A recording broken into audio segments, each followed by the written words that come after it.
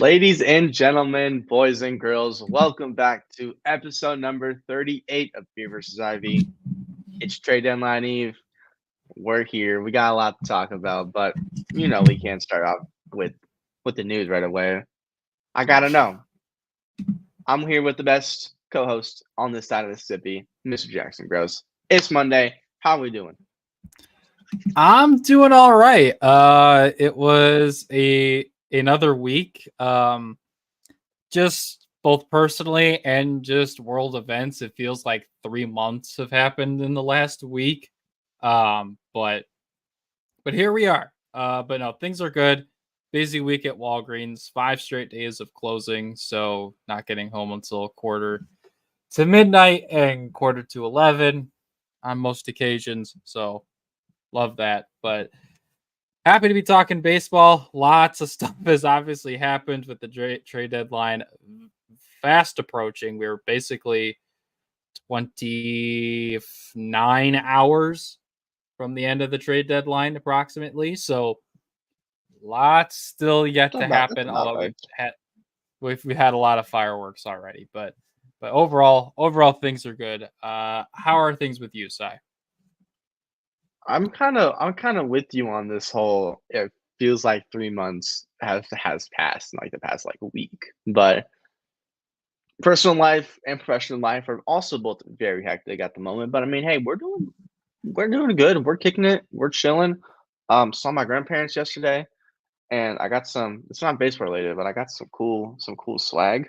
Oh, ooh, Like okay. official like tag on it still like team issued like we got another one like Super Bowl champion 2000 had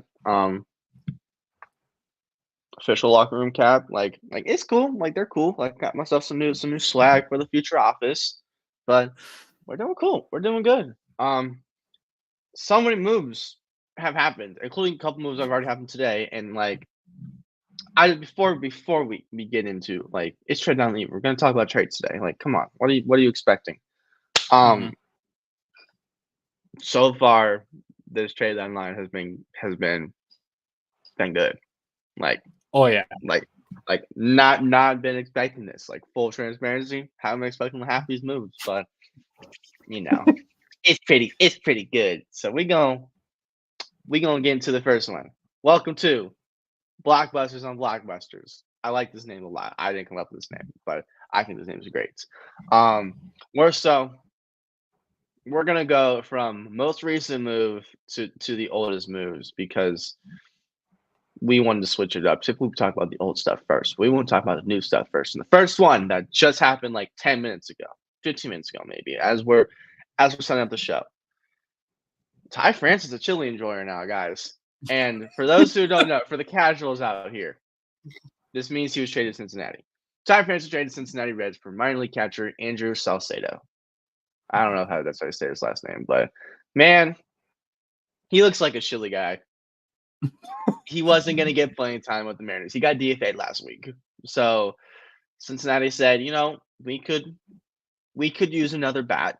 We'll take a risk. We're giving up a nobody. I've never heard of this catcher before. They don't need a catcher because Tyler Stevenson is just casually having a resurgence here because last year he was Buns, but this year he's not Buns, which is like cool to see. He's a big man. Off topic, but Yeah. he's a big guy. He's a big guy. But Looks like a I gym teacher. he does look like a gym teacher. He looks like he would mess you up in some dodgeball. That's Yep. that's for sure. But Ty France, though, I mean, I think he needs. This isn't what he. Ken Rosen saw. I thought it was something. Um, I think this move is needed for the fact of Ty France was not going to play. Mariners are doing abnormally well. Ty France has been that cornerstone, but when you're batting like 200, yeah, you're not gonna be wanted. So Cincinnati, the Reds ballpark, Great American Ballpark, it's hitter friendly. Oh yeah. This is if Ty France was gonna get traded somewhere, add a more hitter friendly ballpark, he's gonna be fine. I think he'll right the ship. him and Jamer at first, I think is going to be the move because Ty France can only really play first. He'll probably play some first. He'll probably TH some. But I mean, this is what the Reds do. They take flyers on the randoms. Like they were having Nick Martini play for like the longest time. Like this is a very Reds-esque move. Yeah, I mean, yes. Hey, Nick Martini was pretty good for a hot second. Exactly. If they can get that out of Ty France, it's a win. But if Ty France still continues to hit like 210, yeah, he's gonna get DFA'd again. Yeah. So, yeah, I think this is interesting. Although I pray for his stomach and his colon if he ever decides to try Skyline Chili. Pray for him for that. But I think this is just a flyer guy they're gonna try out. The Reds are tied for last in the NL Central. They're fairly out of it as well in the wild card race. If I take a look at it, yeah, they're 5 games out of the last wild card spot held by the Mets.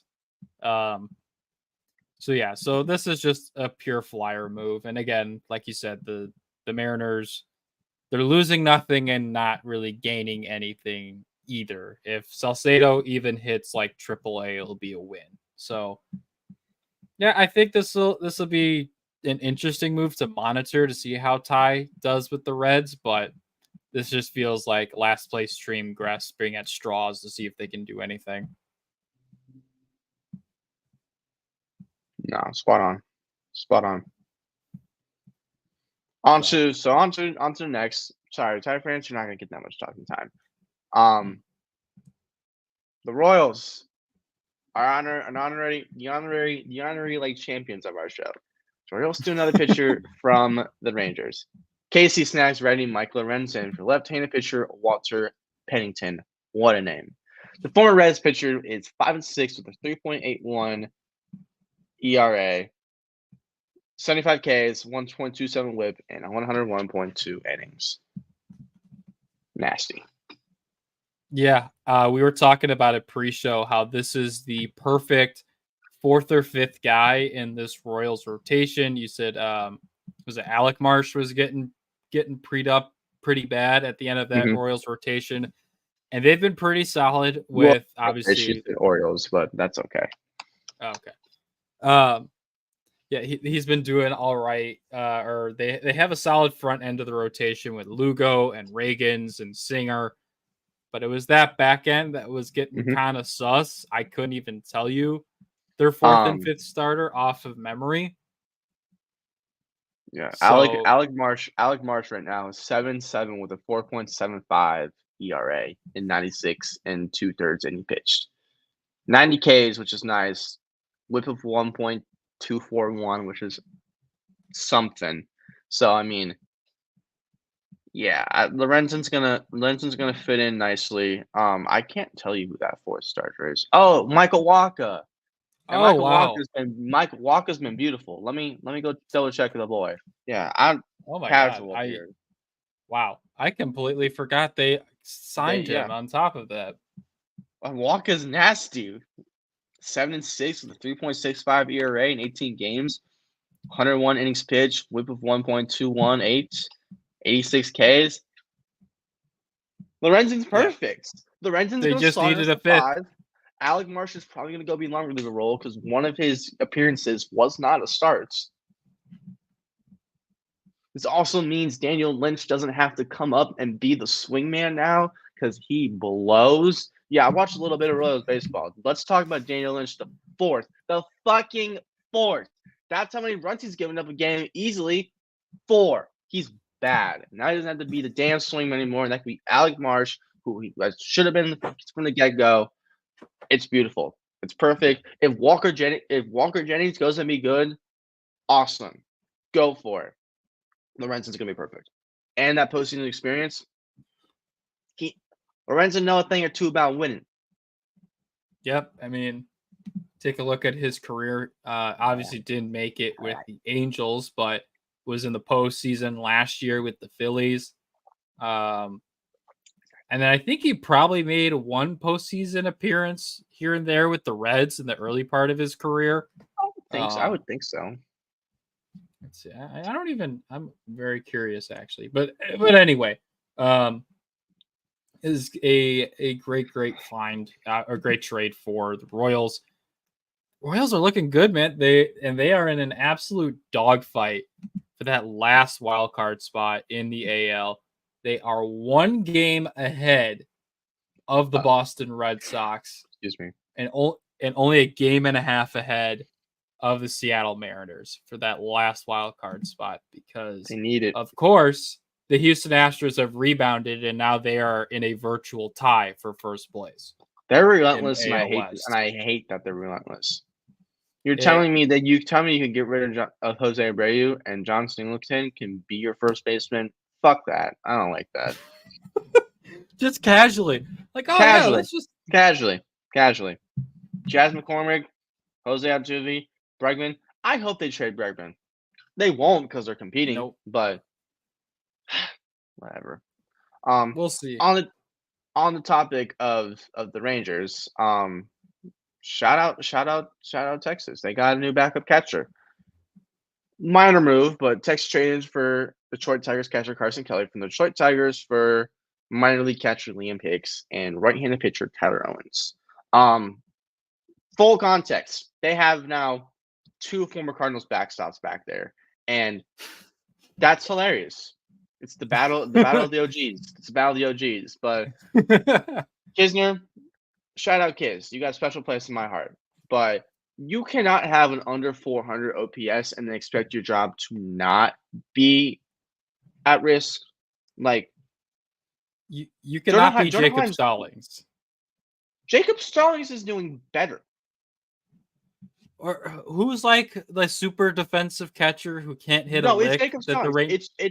It's Jacob Stallings. That is the definition of defense first. Like Austin Hedges, can you ask me that list? Like defense first. That's who I was thinking of. Don't Austin Hedges swinging a pool noodle, but yeah, Kiz might get DFA'd or go down to AAA, which should have happened a long time ago. He's not doing great. Jonah Heim, casual. He's doing his normal thing.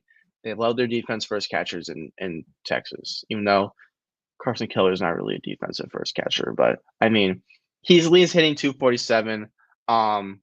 This also allows Dylan Dingler, pretty sure that's how you say his name, who is their top catching prospect in Detroit, also 25 years old, was killing it in AAA Toledo.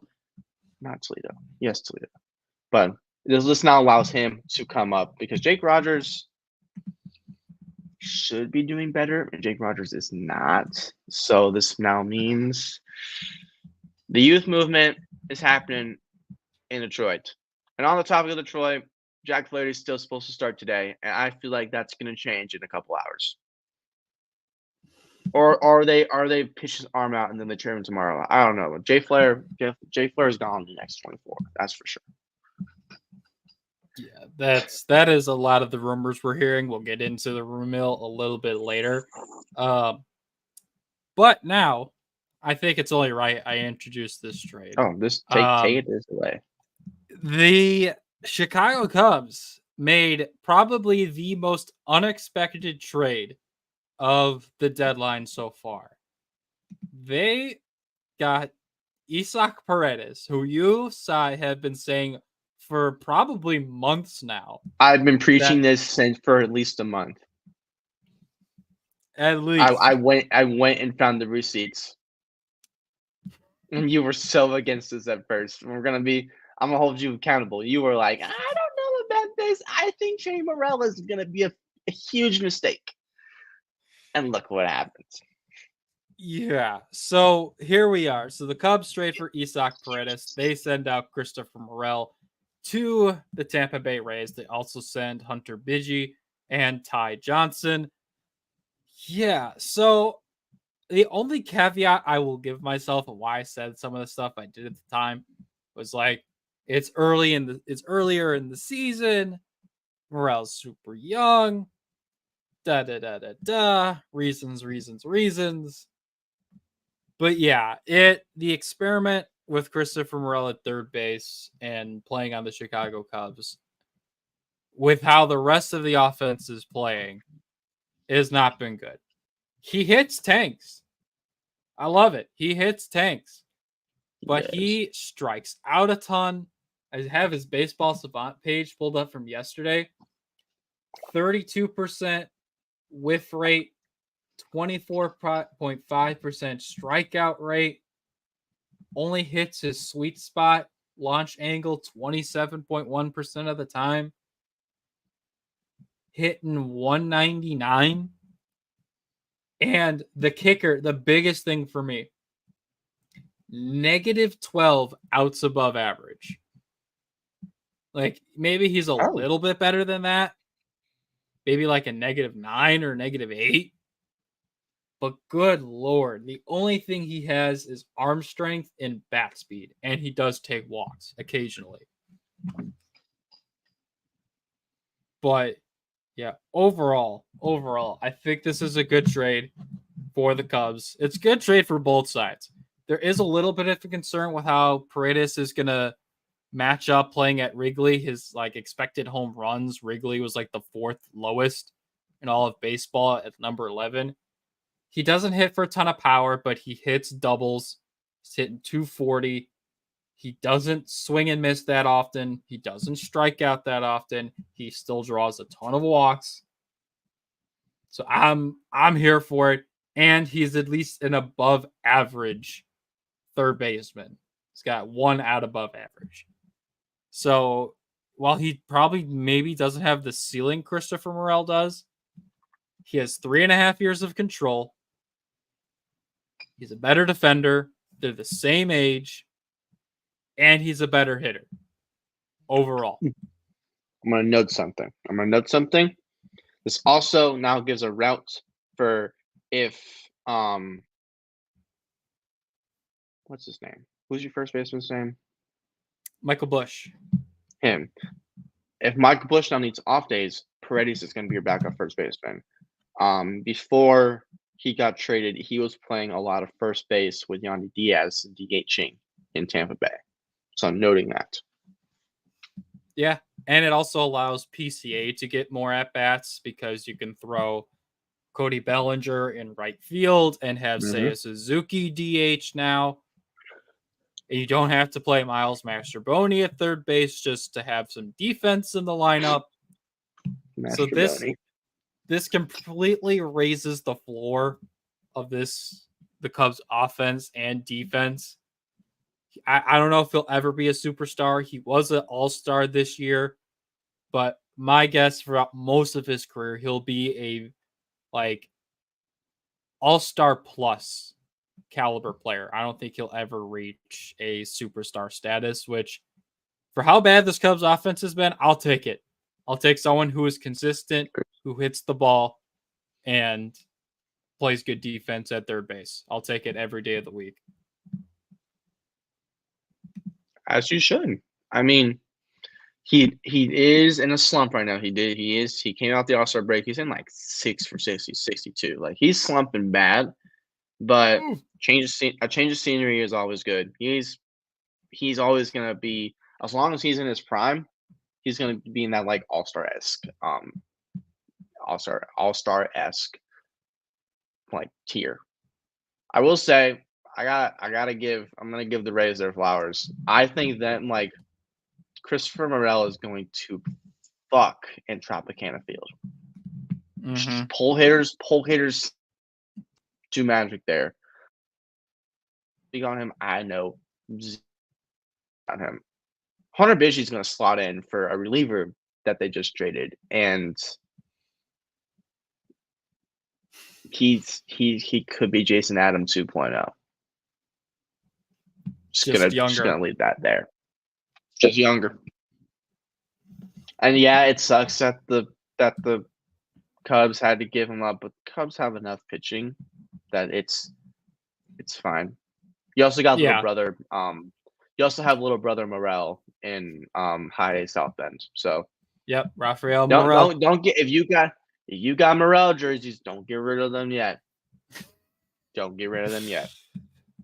Yeah, and I have to say this because I've seen a lot of reactions from Cubs fans on Twitter, and there's going to be polarized responses anyway. For anyone who is going to argue that trading Christopher Morel is bad from a baseball perspective, You don't know ball. you know, like there's a couple of people who I saw who said they're going to write articles saying that, like, oh yeah, trading Christopher Morel is going to be bad from a baseball perspective. How? Because he doesn't have, because he has a better, maybe a better potential than Paredes. Sure, maybe, but I get people are emotional and they like Morel. The lot of energy, hit a home run in his first at bat. But from the reaction I'm seeing, it's almost like this feels like they're trading one of the core again from the World Series team. Like, yeah, he hits tanks, but Morel is not that good overall. Like, I was a big Morel guy, but I'm also objective in the fact that I know the numbers say he just wasn't that good outside of hitting homers. So I hope he does well. I think he'll do well in Tampa Bay, but Cubs fans got to chill out about trading Christopher Morel. Good take. Good take. I second that. Like, yeah, but it caught us all off guard. Nobody was expecting this, but this is gonna hurt to say. Shout out Jed Hoyer. You're sick to wow. A Jed compliment for Jed Hoyer, a Cardinals Jed Hoyer fan? is 110% sticking to the plan. Ken Rosenthal, I swear to God, if this is... Hold on. There is a trade. Whoa. The Boston Red Sox and Pittsburgh Pirates are finalizing a deal that will send Quinn Priester to Boston for infield prospect Nick York. For Nicky York? Oh my God, they're doing it. Oh my God, the Red Sox are doing the thing. Oh my God, the Red Sox are doing the thing. Mm-hmm. Red Sox are actually buying, and they're buying in the most fascinating way possible. Okay. We're pausing. This is what we're talking about now. What in the... Okay, hold on. Did it... Okay, no. I know Quinn Priester is sucking too. Hold on. We're gonna double check this real quick. Hold on. Right, Quinn Priester. I'll look up Nick York. Not, you do. Thank you. Not Jack Quinn. Quinn Priester. Okay. All right. Well, I mean, 2-6 with a 5.04 ERA in 10 games, 6 game starts, 44 and 2/3 innings pitched, strikeouts 31, WHIP of 1.455. However, he is 23 years old. Yep. Let's see. Hold on. And then Nick York. For Nick York. Okay. Nick York has been playing in splitting time between AA and AAA this year. He was moved to AAA at the beginning of June. He is hitting 310, 408 on base, 490 slugging, 45 hits, 8 doubles, 6 home runs, doubles. 19 RBIs, 6 stolen bases, 24 walks, and has only struck out 32 times in 170 plate appearances. So he's kind of cooking. He's kind of cooking in AAA. And the Pirates need a lot more position players at this point. The pitching staff is set. The pitching staff is set. Go ahead. I would like to note Nick York is also their 6th ranked prospect. So 6th ranked prospect for Quinn Priester. Wow. Quinn Priester is 23.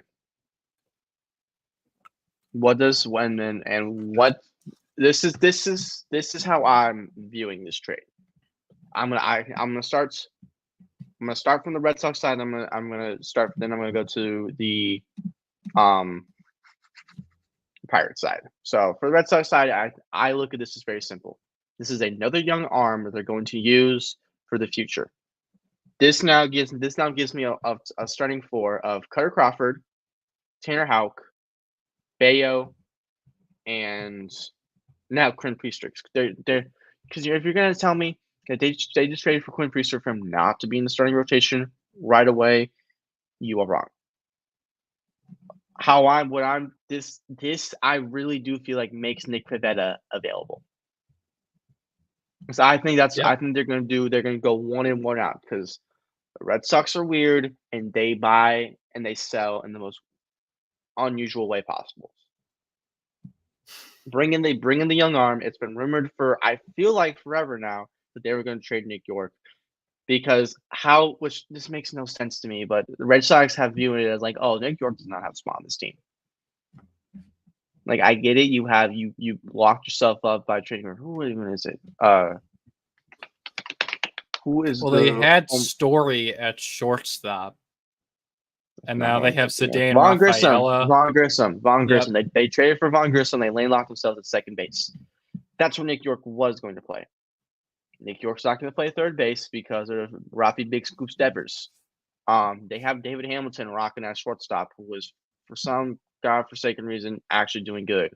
They traded for Danny Jansen, which spoiler alert, we're going to end up talking about that too. Like Nicky York didn't have a spot. They're buying, and they're honestly buying in the right way. Priester's 23. Yes, the initial numbers doesn't look good, but I'm sorry, he was playing in Pittsburgh. Of course, the numbers aren't going to be good. And pitchers outside of maybe Mitch Keller and Paul Skeens don't do good in Pittsburgh. Even their closer David Bednar blows. So you're going to tell me that okay, but then transitioning over to Pittsburgh side, it's another young infielder. Jared Triolo is playing second base for them right now, and I'm sorry, Jared Triolo is not your answer at second base. Nick York's probably going to be the answer. O'Neal Cruz at short, cool. Brian Hayes at third, awesome. They have a very young infield, and based off that, they're cool. It's a win-win for both sides. But anyways,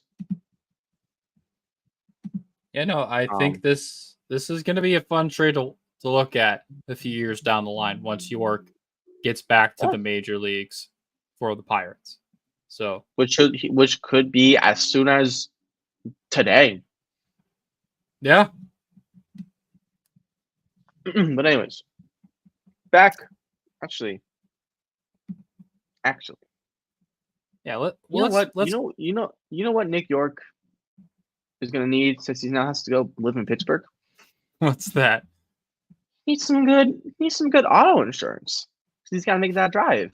Here's to the grown-ups. Your car is now your office. Stage, nursery. Sorry, Erie Insurance offers products that lots of other companies don't. That's a big deal, and it's a good deal too. And with Erie, you get your own independent agent, not a giant corporate call center or some online robot.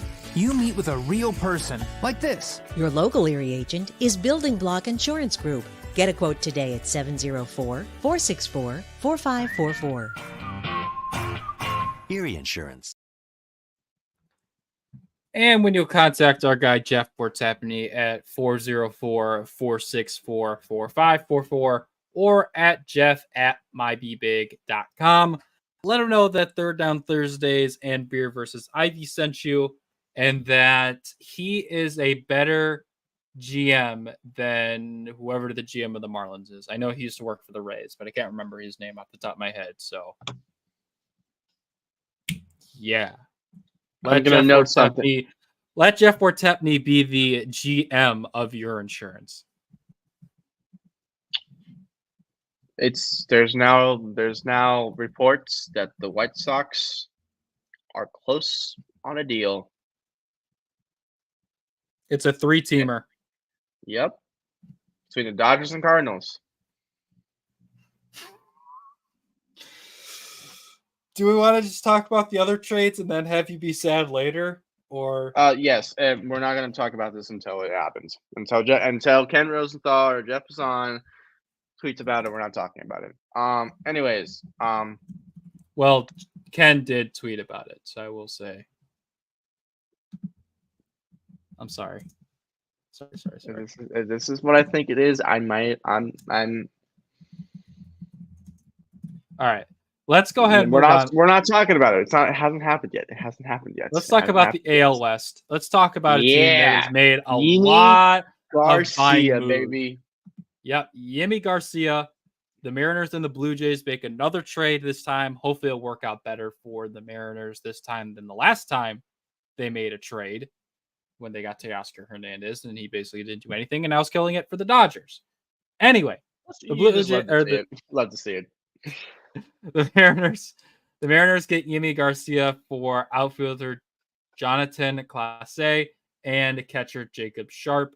Garcia has an ERA of 2.53 in 32 innings of work, 44 strikeouts, and a whip of 0.75. Not a lot of usage at this point in the year, but that's some damn good work and a big upgrade for the Mariners in that back end of the bullpen. I like it. He's replacing Ryan Stanek, basically. And you look at this trade and you see, oh, they're giving up Jonathan Clase, who was a top 10 prospect for them. Jonathan Clase was hitting like 174 in the big leagues. He was on the big league roster. He was not doing anything.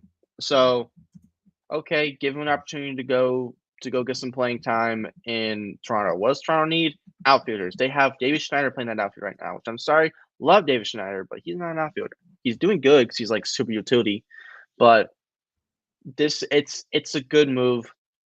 It's a seller's market. Levers are going to get the most value. It's a win-win for both sides. And if Jacob Sharp goes and be good and can be a Alejandro Kirk replacement down the line, cool, awesome. Like, oh, you're typing stuff in the thingy. I was like, what is he doing? But anyways, yeah, you're good. I like it. I got no real input else. Yimi Garcia also Yimi Garcia already pitched inning.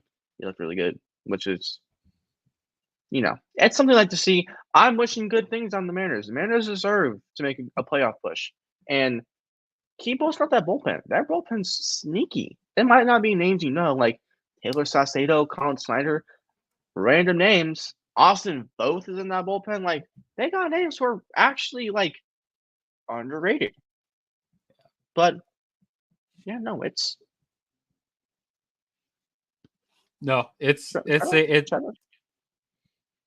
a massive W for the Mariners. Like, yes, if Jonathan Clase turns into an all-star, so what? The Mariners could easily make an ALCS push. Yeah, technically. Anyways, you know who's? Go ahead. I was gonna say another team that is trying to make Stop. a playoff push. Stop. It is official. The three-way deal. Eric Fetty will head to the St. Louis Cardinals for Tommy Edman to the Dodgers. Nothing yet on what the White Sox are getting. So I had to stop you. I saw the Twitter notification.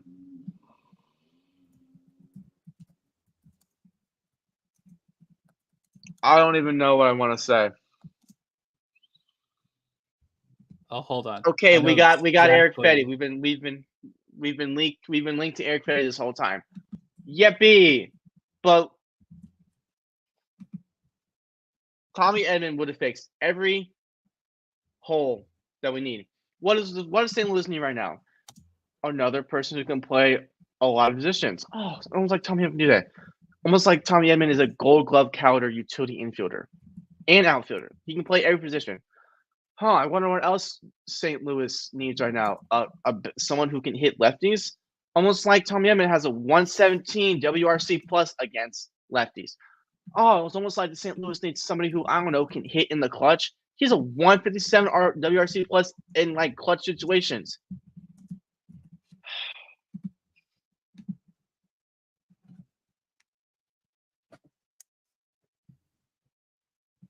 This is why I didn't wear the Cardinals hat.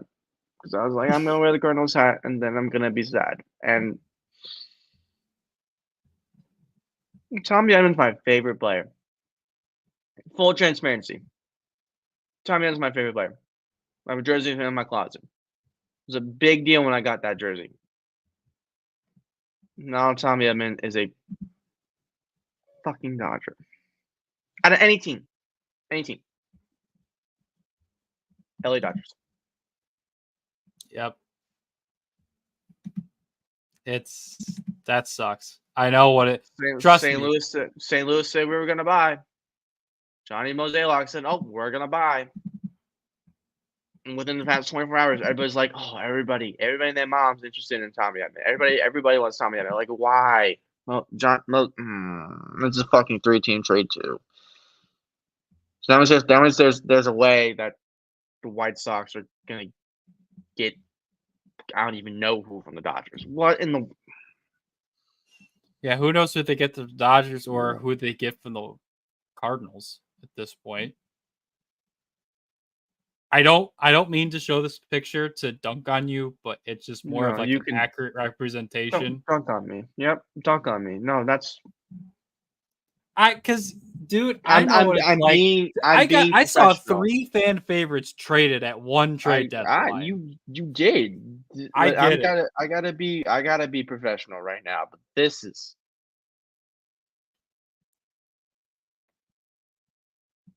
White Sox are getting prospects from both? Yep. No.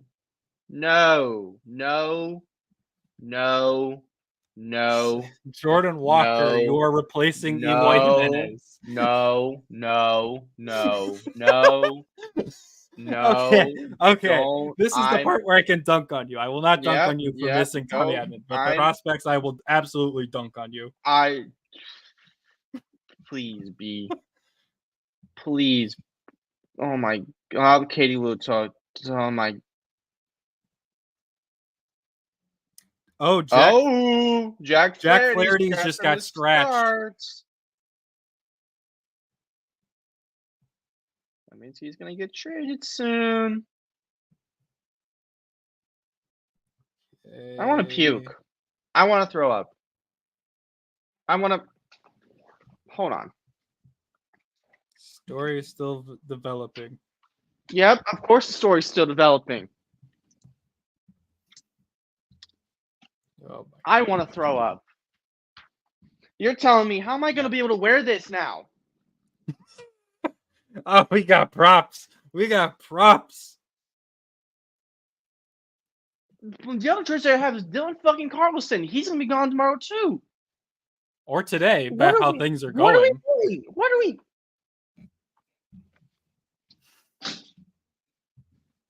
Fuck that jersey. Fuck the Cardinals for Eric fucking Fetty. Oh my goodness, we get Eric Fetty for next year. Yay! He's fucking.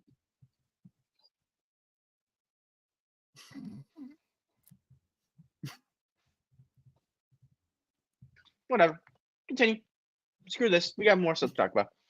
Anyways, at least, no, we got stuff to talk about. We have stuff to talk about. We're not. No, this is no. At least, nope. We have a show to do. Okay. Where's the tab? You deleted the tab. Oh well, screw that. I had to switch it out because we're at the limit. Oh, so I had to switch it out for the Dodgers thing. Anyways, we'll make this one quick. Danny Jansen, Boston Red Sox. Shout out Cal Quantrill. You ruined Luis McGuire. Thank you. But I don't like this. I think this move is actually not smart for the Red Sox. You know why? Mm-hmm. Carter Wong is a stud. And you're telling me he's going to have to split playing time with Danny Jansen? I'm sorry. No thanks.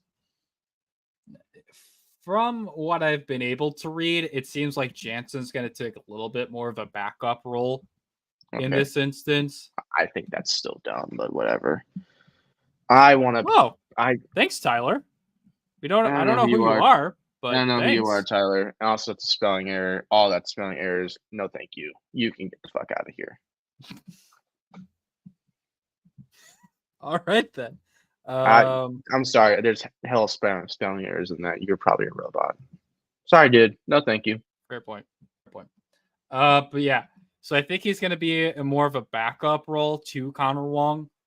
But that's going to be a massive improvement for a backup catcher compared to Reese McGuire. Okay, yeah, you're a bot. I'm sorry. That's what I'm saying. Like, okay. Sorry, we're gonna go back to Eric Fetty's a 7.4 with 3.11 ERA over 12 starts this season. Cool, great. I thought we Is were he done just- with this. Nope, because now I'm on Twitter again, and we're giving up prospects. So now I'm.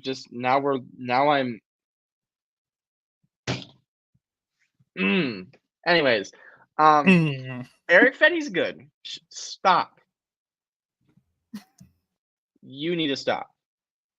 Who? Oh my God, Twitter, shut up. Oh, it's you. Never mind. You're fine. Eric Fetty's, I guess, has been good this year. What does St. Louis need? An actual starting pitcher in that thing, in our rotation. He's going to probably be the number 2, even though Sonny Gray is looking like a number 2 right now. Arguably, Eric Fetty could be our ace. I think that's stupid. We cheaply addressed our rotation for next year. Cool, I guess. But why are we trading Tommy Edman and prospects? We don't even know what prospects we know. And I swear to God, if it's somebody notable, you may never hear from me again. I may go be a full-time Baltimore Orioles fan. Like, this is stupid. This is stupid. You know what else is stupid? The fact that San Diego got fleeced. I'm so good at transitions. Yeah, for those who don't know, the San Diego Padres get a reliever for a top 100 prospect, and another prospect is really good in Homer Bush Jr.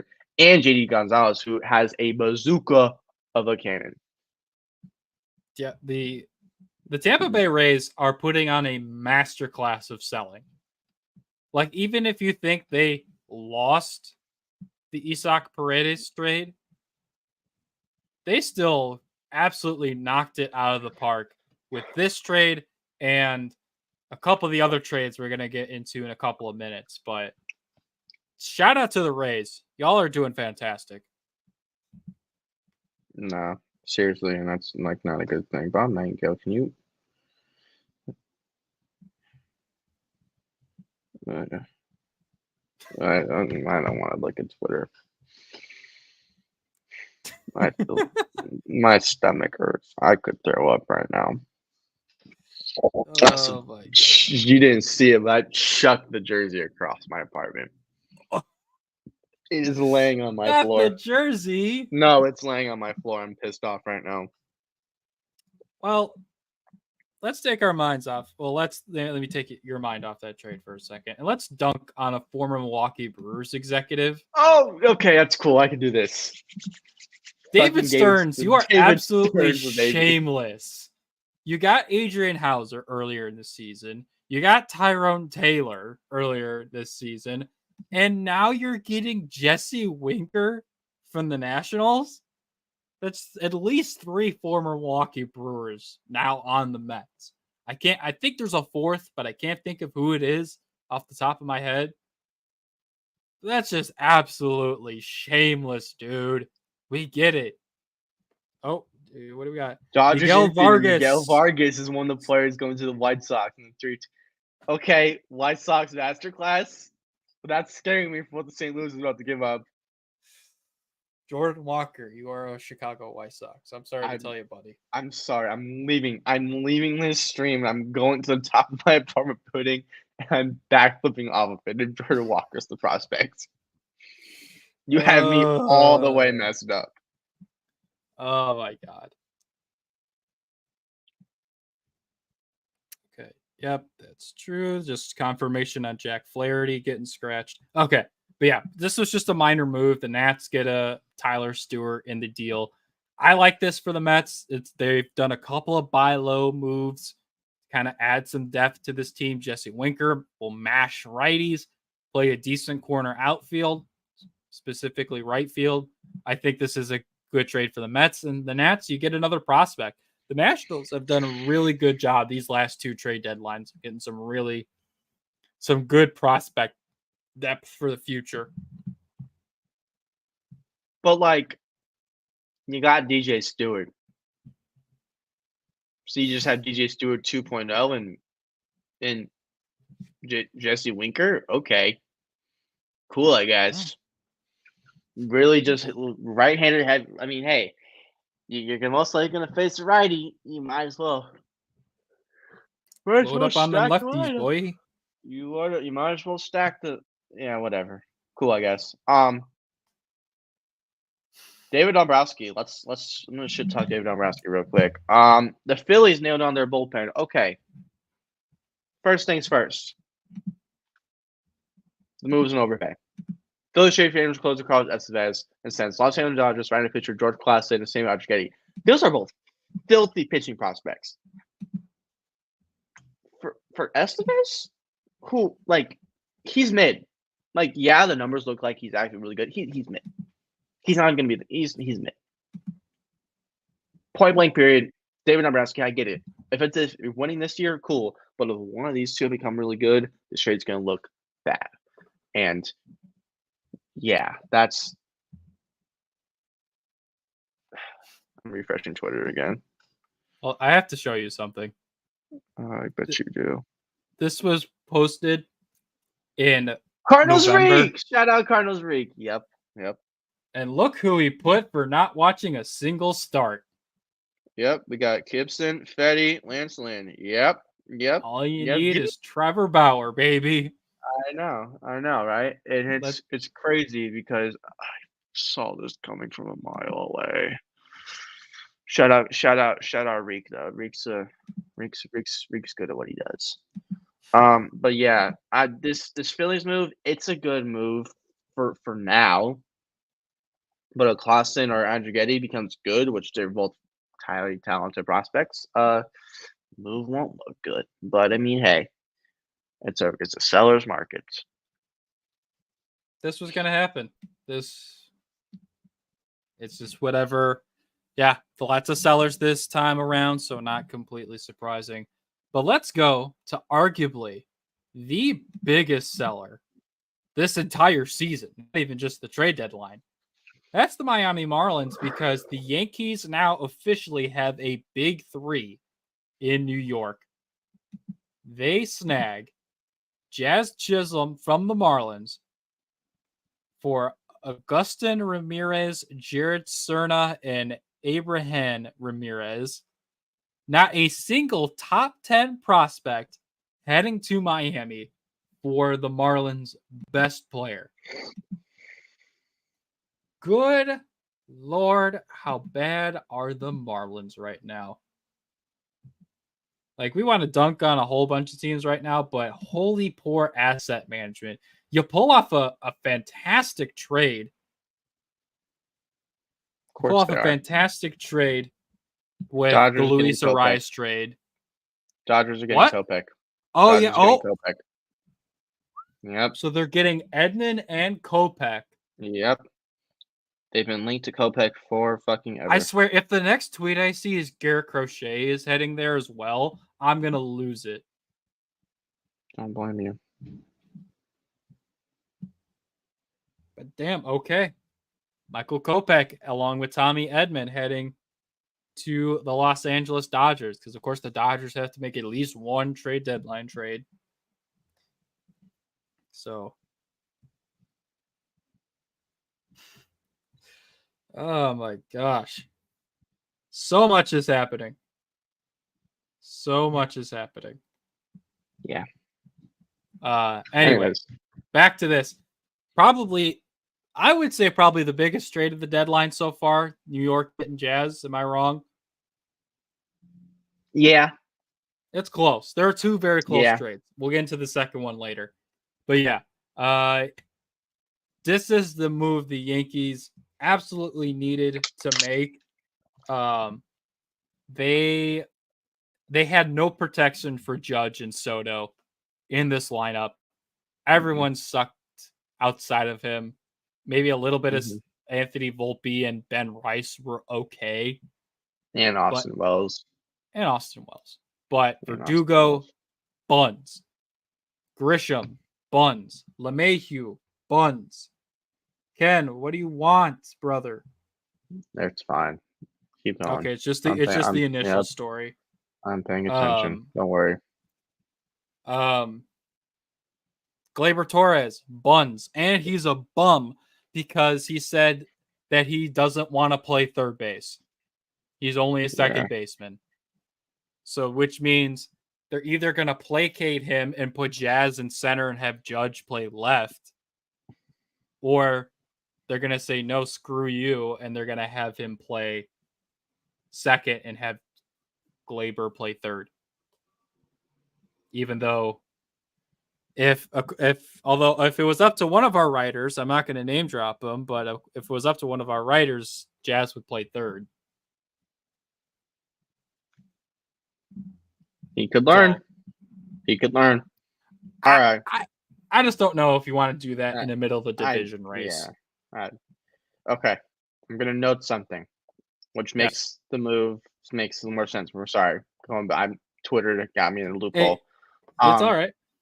Tommy Edman is due $9.5 million next season. He's also coming off a wrist injury that we don't know if he's going to come back right. His last 4 free agency, which more than offsets $7.5 million due to Eric Fetty. With Wynn at short, Donovan and Gorman at second, and Siani clearly sitting in center with Victor Scott right behind him, wasn't a clear fit.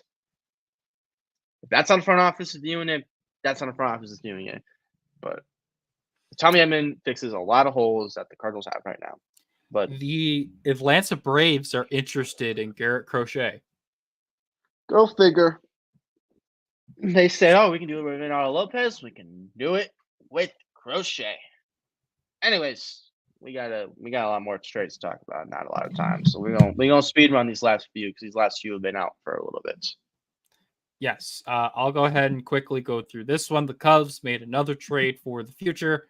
They get Nate Pearson from the Toronto Blue Jays, or a relief pitcher who throws gas but hasn't been very good.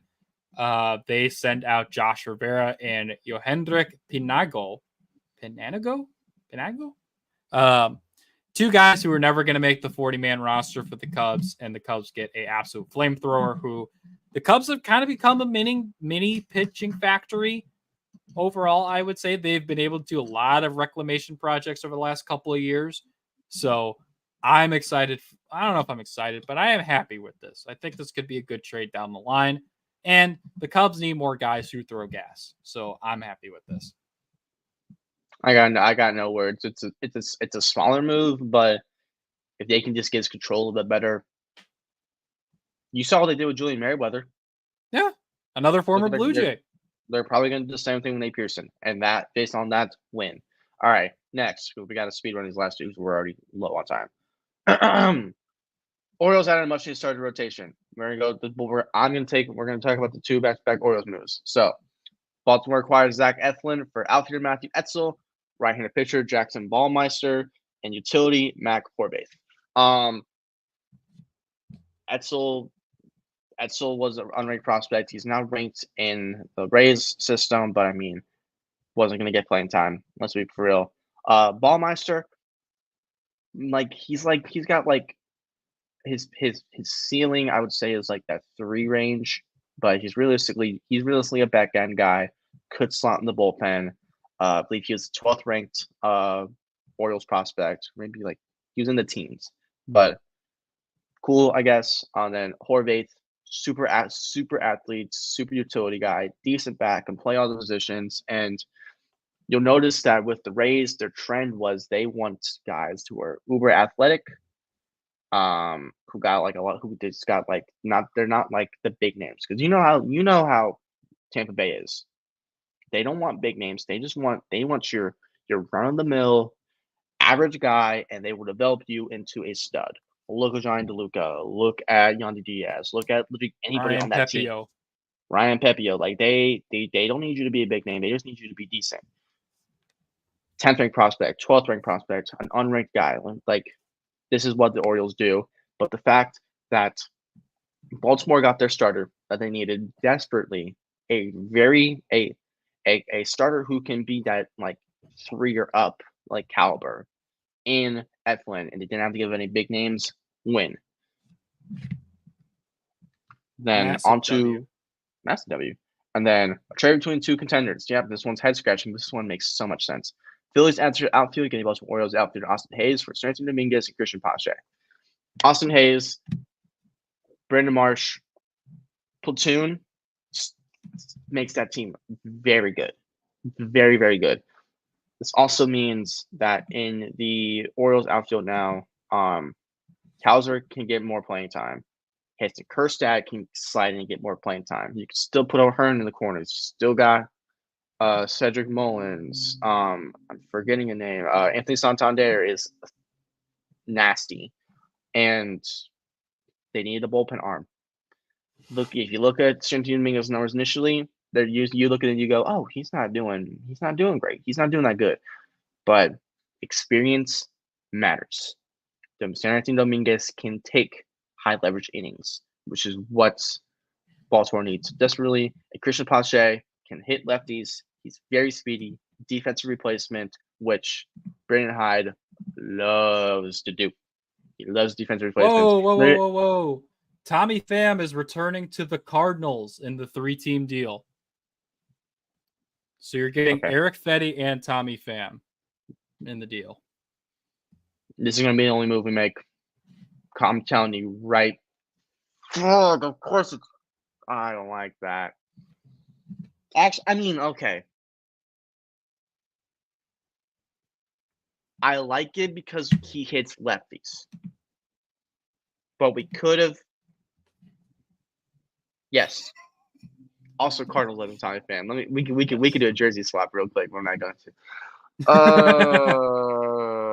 I mean, St. Louis is doing exactly what they said they were going to do. They said they were going to buy. They said they're going to go out and get an arm. They got the arm. They said they wanted to get an outfielder who can play center field, who can hit lefties. A platoon bat. What does Tommy Edman? What is not Tommy Edman? God, fuck! I'm gonna keep saying his name. What does Tommy Pham do? Hit lefties really well. Okay, I'm a little more warmed up to it now, but we still are giving up prospects, and we don't know who that is yet, and that's where I'm gonna get mad. But anyways, good moves for the Orioles. Like, Dominguez is already doing really good. Christian Pache came in and stole a bag and scored a key run in his first game on Friday. Austin Hayes doesn't really have a spot on the team anymore, so it's cool. Like, yeah.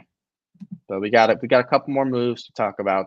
3 more moves actually to talk about. Yep. We're gonna make this one quick. Mets make a minor splash. They traded for Ryan Stanek for Ryan Thomas, who's their 30th ranked prospect. Stanek has been good, but also struggled, carrying a 4.38 ERA against 17 blocks. He got shelled his first appearance with New York, but New York just needs more consistent bullpen arms. Stanek can't be consistent. Ryan Thomas, oh boo-hoo, you replace Jonathan Clase. Boom. Okay, easy. Sorry, fuck the Mets. Grimace who. Let's move to the other one first, and then we'll do one of the bigger ones last. Say less. So the Diamondbacks added a much needed lefty. They go ahead and snag up AJ Puck from the Marlins. The Marlins making another sell now trade. They get Davison De Los Santos, who's an infielder, and outfielder Andrew Pintar. Puck has been pretty solid, 4.11 ERA, 46 innings. Not a big strikeout guy, 49 strikeouts and a 1.3 whip. But I think you said pre-show that he already has been doing pretty well with the Diamondbacks in his limited production so far. Mm-hmm. So nice little pickup. I'm in the rep. Also, Davison De Los Santos is hitting like 330 in AAA with a huge amount of home runs. So this could be, if Miami can keep him consistent, this could be a really good move, or this could be really bad for the Marlins. But you know how it is. I'm crushed. I mean, I'm cool with Tommy Pham coming back, but like, I just wish we didn't trade Edman. I'm very sad. Anyways. Last move, biggest move. I don't care what people says. Tampa Bay Rays say goodbye to a postseason legend. Tampa Bay sends outfielder Randy Arozarena to the Northwest and Seattle Mariners for outfielder Aiden Smith, right-handed pitcher Brody Hopkins, and a player to be named later. Randy already has 3 hits in 2 games so far, and he knows the celebration that they do in the outfield. Motherfucking name Randy, man. I love this. He's gonna go be a postseason hero in Seattle, and it's gonna be awesome. Yeah, I love this. The fact that he gets to play. All right, we have the full trade. The White Sox are getting Vargas, Noah Miller, Jaral Perez, and Alexander Albertos. So I don't know if any of those guys are in the Cardinals system. I don't know. I don't know these names. I'm refreshing my Twitter. But Cardinals get Eric Fetty and Tommy Pham. Dodgers get Tommy Edman and Michael Kopech. And the White Sox. Oh my God! Wait, prospects. Wait. What? I think the Cardinals. I think St. Louis only gave up Tommy Edman.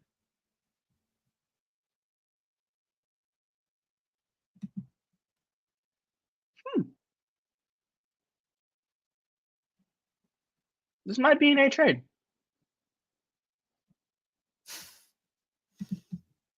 As much as I don't like seeing Tommy Edman go, this might be an A trade because this fills needs. Yeah. And we're going to trade Dylan Carlson for probably a bullpen arm from the Rockies. All you gave up was Tommy Edman for Eric Fetty and Tommy Pham. Okay. Thanks, Dodgers, for doing all the dirty work for us. I hope Tommy Edman sucks. I hope the switch up is crazy. I hope his wrist is fucked up forever. No, I'm kidding. Tommy Edman deserves the world. I have to go find a picture of him and I, so I can be like, rest in peace, my king. Hold on. Side quest. Even though we're like basically done, but like side quest. Yep, it's all Dodgers prospects. Yes. Okay, that's cool. I'm still mad. That's cool. Y'all, for the people who are tuning in, I'm sorry. You just watched me go through the 5 stages of grief. I apologize. Yeah. So, am I close? The last part of this on the Randy trade, like I said, I love it. I think Randy is going to do fantastic in Seattle. Him and Julio Rodriguez in the same outfield is kind of just like one of those things you wish you could see in real life. And now that we are, I am a very, very happy man. Oh, Noah Miller is not in the 3-way. Not in the 3-way. Oh. It's probably a Cardinals prospect. It's probably a Cardinals prospect. What is happening? Boo-boo-doo. Hold on. This is what you get when trades break live on the show. Yeah, we had like 2 trades break on the show. Is that right? We had Ty France break. Oh yeah, we did. We had Quinn Priester for York. Yep, and now Thomas Edison Jackson.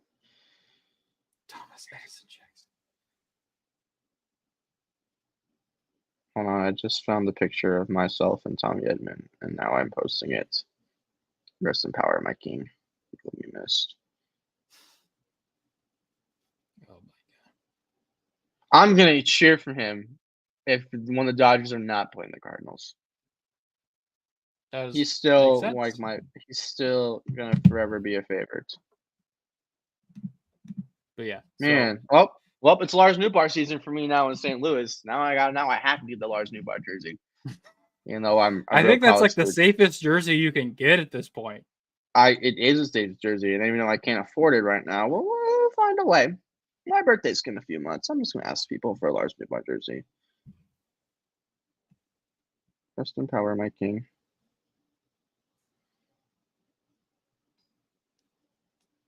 Anyways, on this note, because we're just kind of waiting for more news to break, but like we're done.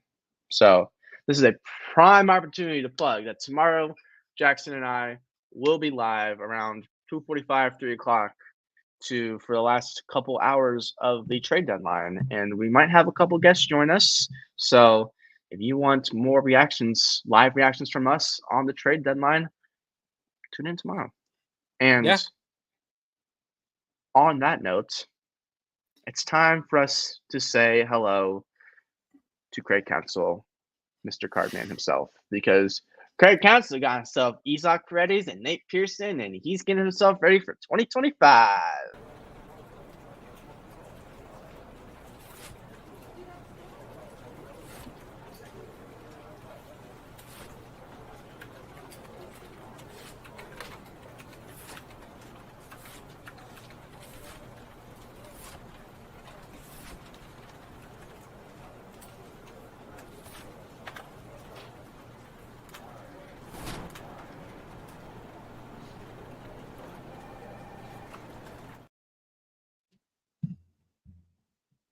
Fantastic. And just to add on, I don't remember if you said it because I was checking Twitter.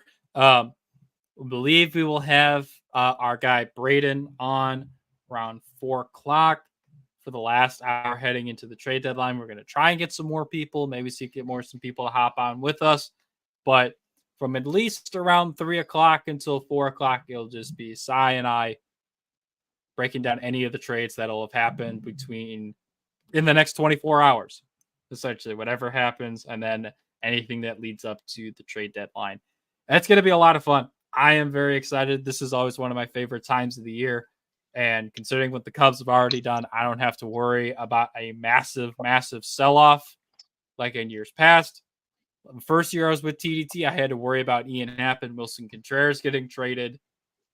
Last year, obviously, I didn't have to because the Cubs miracle run, but it'll be a relatively stress-free trade deadline for me. Yeah.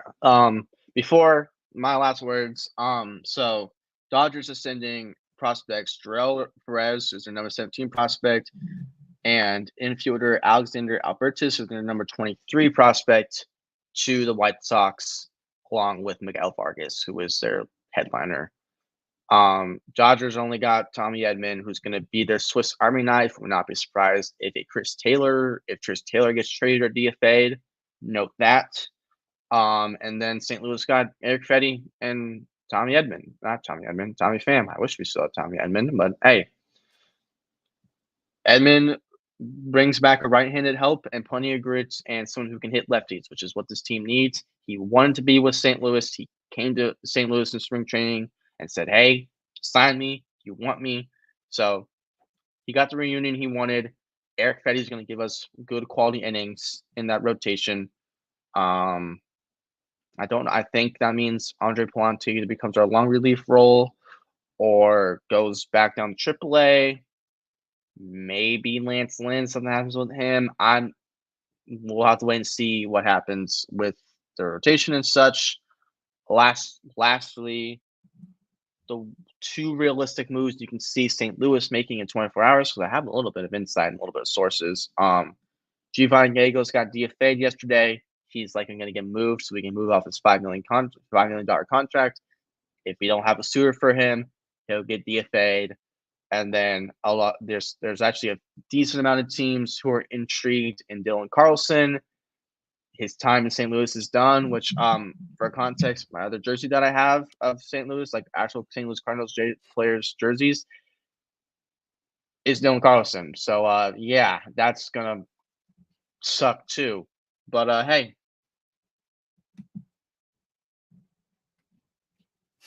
Good stuff. You guys will see us tomorrow, and hopefully I will be in better spirits, because right now my heart is heavy. And on that note, I think we're done. Yeah. Like you said, we'll see you guys tomorrow afternoon. Should be a fun next 24 hours. Pray the Dodgers don't add anybody else and they're done. But yeah, we'll see where the rest of the trade deadline goes. We'll be live once again on YouTube, Twitter. Make sure also head on to our Instagram. We were live on there for the first hour of the show. So go ahead and check us out there as well. So we appreciate you all, everyone, for watching. And for the umpteenth billionth time, we will see you all tomorrow.